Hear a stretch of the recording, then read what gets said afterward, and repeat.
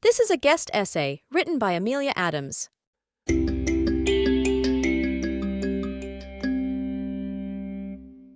On January 15, 2022, 44-year-old Malik Akram, armed with a pistol, entered Temple Beth Israel Synagogue in Colleyville, Texas.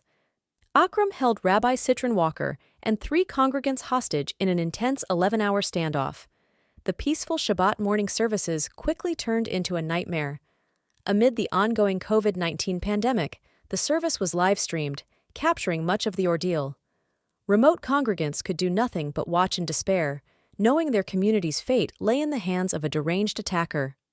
Akram demanded the release of Afia Siddiqui, who is serving an 86-year sentence in federal prison for attempting to murder American troops in Afghanistan. The media dubbed Siddiqui Lady Al-Qaeda for her close ties to the terrorist organization. Siddiqui appeared on the FBI's most wanted list for several years, but was arrested and detained by Afghan police on a separate matter. A search of her handbag revealed numerous documents describing the creation of explosives, descriptions of U.S. landmarks, and substances that were sealed in glass bottles and jars. The following day, a detained Siddiqui seized the rifle of a warrant officer and fired 2 shots at U.S. military personnel. Needless to say, these are severe crimes. Yet, Akram targeted a synagogue because he wholeheartedly believed that Jews have the power to pardon convicted terrorists.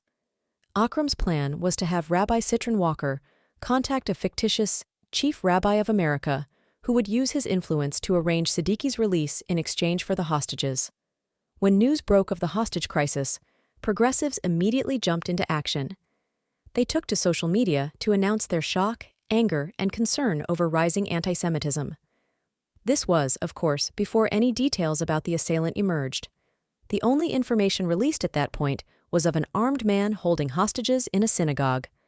LGBTQ influencer Matt Bernstein posted a Twitter thread blaming the attack on conservatives, mentioning Congresswoman Marjorie Taylor Greene's bizarre claim that a, quote, Jewish space laser ignited the California wildfires, and anti-vaccination folks comparing their plight under COVID restrictions to that of Jews living under Nazi rule.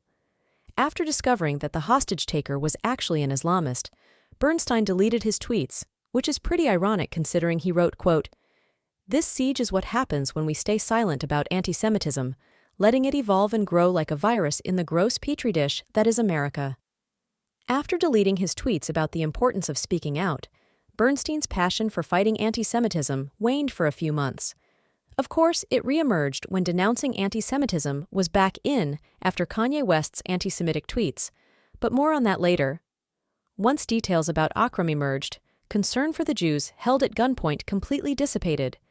In a world where oppression, whether actual or perceived, serves as social currency, the morality of denouncing antisemitism depends on the identity of the antisemite.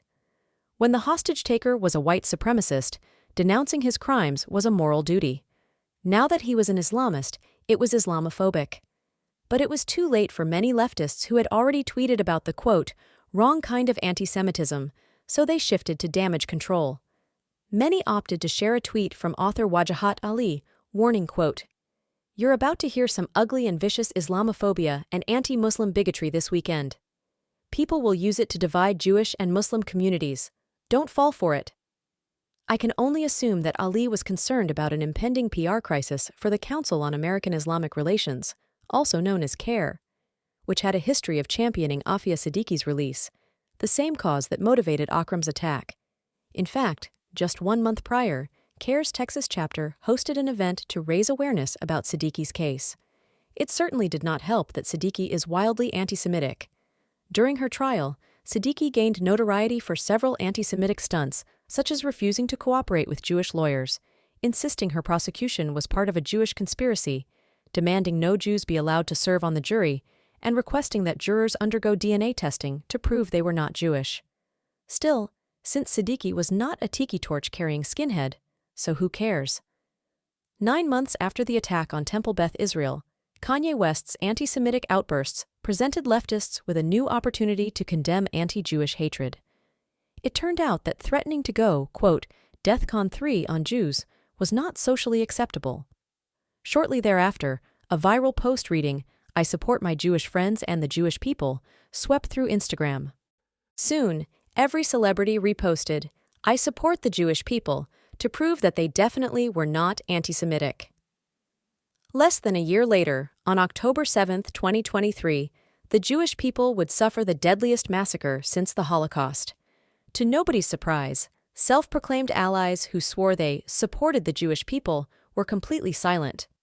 I was not surprised that celebrities' quote-unquote support for Jews did not extend to Jewish families who were slaughtered in their homes. I was, however, shocked to discover that concern for women's issues like misogyny and sexism was just as much of a farce. The so-called fight against antisemitism was as legitimate as the so-called fight against misogyny. During the Holocaust, the Nazi regime undertook extensive efforts to destroy evidence of their crimes against humanity, indicating at least some level of shame. This time, our tormentors strapped cameras to their bodies because they wanted to show the world exactly what they did, much of which constituted gender-based violence. Yet, feminists were nowhere to be found. The world watched as Hamas slaughtered over 1,200 people and abducted 250 more. Nobody was spared. Not young mothers with their infants, not the elderly, not the disabled, not even Arab and Muslim Israelis. In a video proudly shared by Mohammed El-Kurd, we see grown men snickering while driving away with Yafa Edar, an 85-year-old woman they had taken hostage. The endless stream of footage was horrifying, each video somehow worse than the last. Then came the girls. Etched into our collective memory is a 10-second video of Naama Levy's abduction. As Naama's attacker drags her into a vehicle by her hair, the clip shows that her Achilles tendons were sliced open and her sweatpants were soaked in blood, indicating violent sexual torture. She was shoved into a jeep while civilians cheered and chanted, "Allahu Akbar," Arabic for "Allah is the greatest." This should have outraged feminists worldwide. It did not. Instead, people opted to perform a blood spatter analysis on Naama's sweatpants. Instagram famous OBGYN, Dr. Hina Chima, wrote, quote, "The stain on the backside shows a blood loss of 150 to 180 milliliters of dried blood. If blood is coming from your vagina, it will stain the crotch and inner thighs and trickle down legs if you're standing, and the crotch and back of your pants if you're sitting down. The inner crotch and thigh area of her pants is unstained." End quote. Anyone who has experienced a menstrual cycle will tell you that this is demonstrably false. Another clip shows an unconscious Shani Luke lying face down in the back of a truck.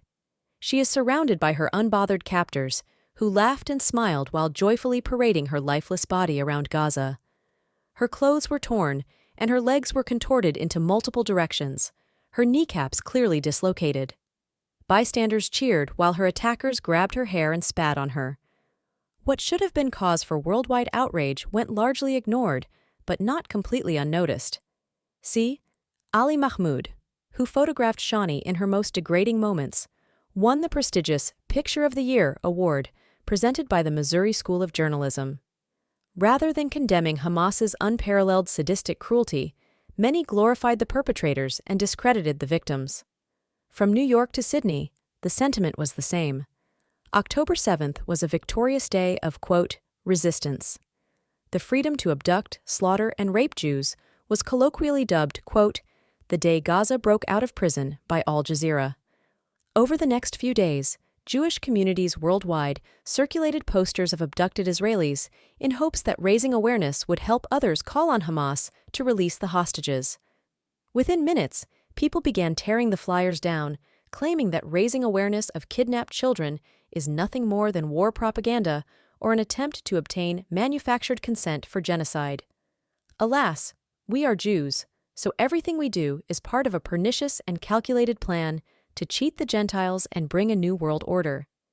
Seeing crumpled-up hostage posters in the trash was nothing short of heartbreaking, but it is generally understood that kidnapping is wrong. Not many people spend their lives clarifying that abducting children is bad and denouncing people who abduct children. Feminists, on the other hand, outwardly announce their opposition to patriarchy, which still, to this day, treats women as second-class citizens. When footage of brutalized Israeli women circulated online, an Instagram account, ironically named Feminist, published a statement referring to the slaughter, rape, and kidnapping of over 1,200 Israelis as, quote, retaliation to Israel's decades-long occupation of Palestine. Yes, you heard that correctly. Retaliation to Israel's decades-long occupation of Palestine. The very people who had been screaming, "Believe all women," and "Me Too" for the past 5 years had come to the conclusion that rape is okay sometimes.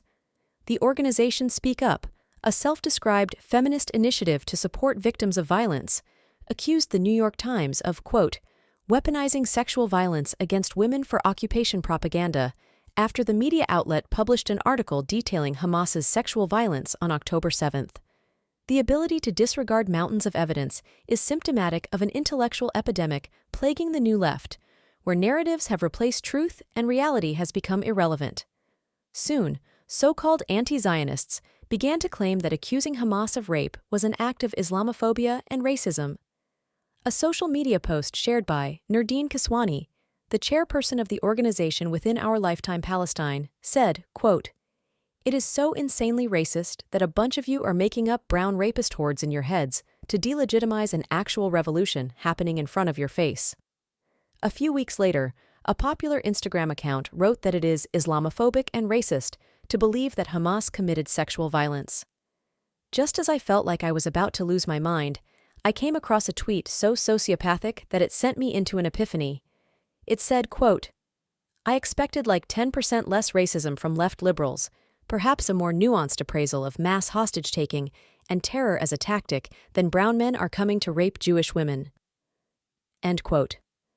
A wave of clarity washed over me.